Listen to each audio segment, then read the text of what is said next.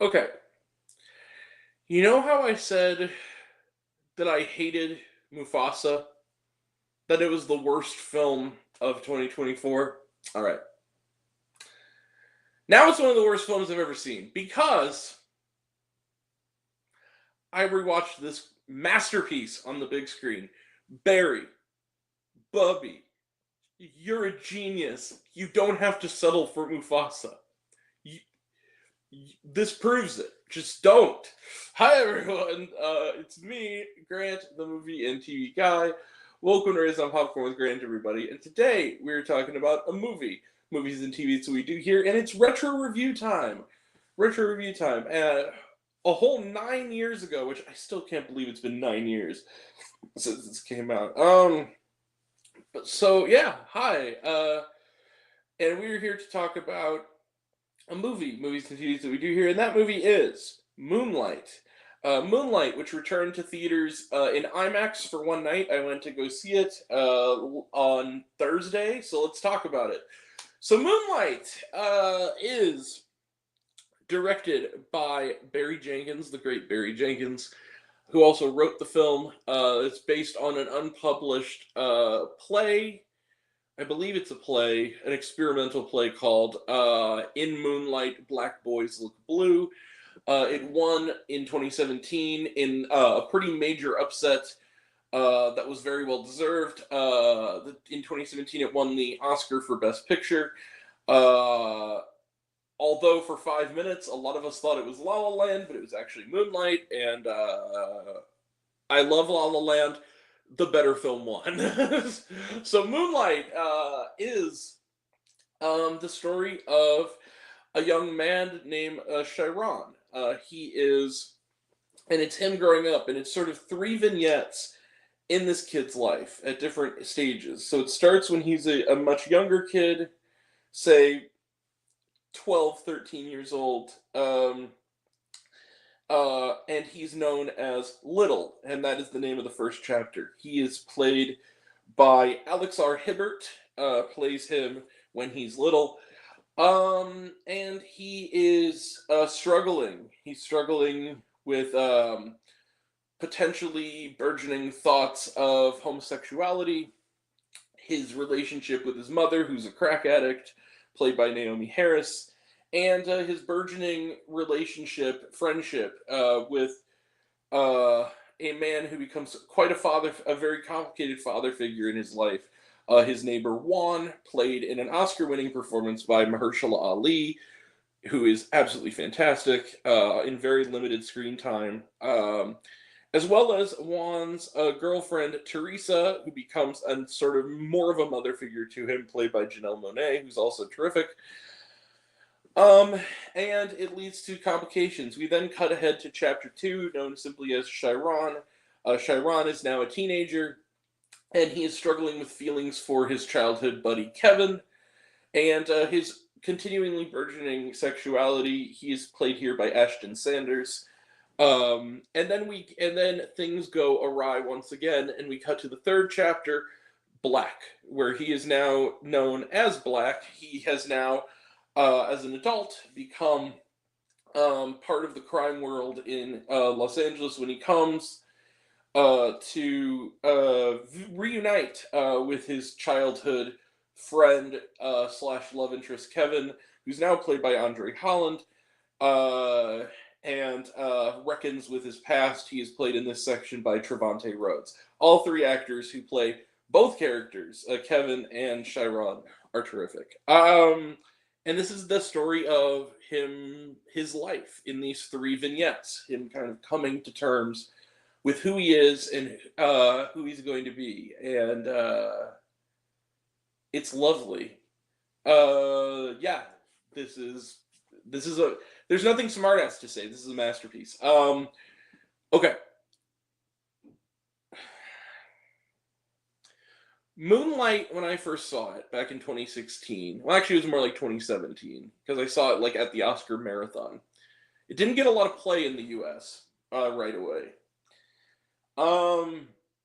Moonlight was the first of three movies I saw that day. I remember I saw of the Best Picture nominees. I saw Lion, which was very good, and Hacksaw Ridge, which I notoriously didn't like.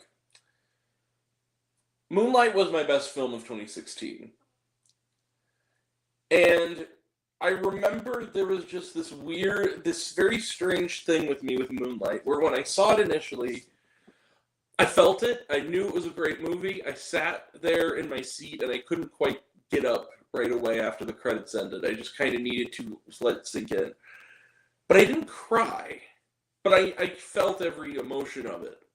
Then I went to sleep that night. And I thought about moments from the movie. And I burst into tears. That, never happened to me before or since with this movie. Watching this film again, this is the third time I've seen it, and the first time in about 8 or 9 years.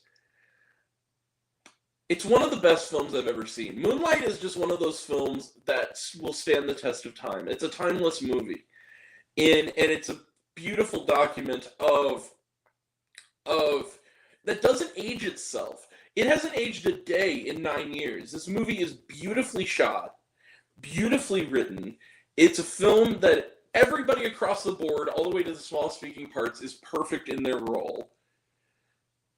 It's a great movie. It's just pure. It's why we go to the film, to the films, to the pictures. It's why we go to the movies, because it's a movie that is the empathy machine firing on all cylinders. It is empathizing with a human being as they live their human life. I love Moonlight. This is one of my favorite films of all time. It's moving, it's powerful, and I cried through half of it the third time I've seen it, because I remembered how it affected me. And man, you talk about Marshall Ali, the last moment he's on screen in this movie, you talk about saying a lot without saying a fucking word. Just such a powerful moment. I love this movie. I love Barry Jenkins. I miss real Barry Jenkins. I wish he would come back. He also, his follow-up films to this, If Beale Street Could Talk, and the miniseries, The Underground Railroad, were also terrific. Barry, you're probably not watching this. Now that Mufasa is out of your system, please go back to making Barry Jenkins movies again. We all miss you. You're an artist. You don't need to settle for Mufasa. I love Moonlight. This is one of the best films I've ever seen, and I'm going to give Moonlight one of these. Yeah, you see it. Bang. 5 out of 5 stars plus. This is one of my favorite films of all time. It's also, I think, one of the best films of the 21st century. Please, if you haven't seen it yet, go. And it hasn't been seen by a lot of people, surprisingly, despite winning Best Picture. Please go see Moonlight. Find it, rent it, watch it. It's a masterpiece. All right. So yeah, Moonlight, 5 out of 5 stars plus. Let's close the book on it. Trailer trash. Let's talk some trailer trash. Queen of the Ring. Talked about it. Looks good. Riff Raff. We are going to be reviewing it. So we will talk about that when we get there. My Dead Friend Zoe. We have reviewed it. It's on the channel. We got to see it early. Death of a Unicorn. Talked about it. Looks good.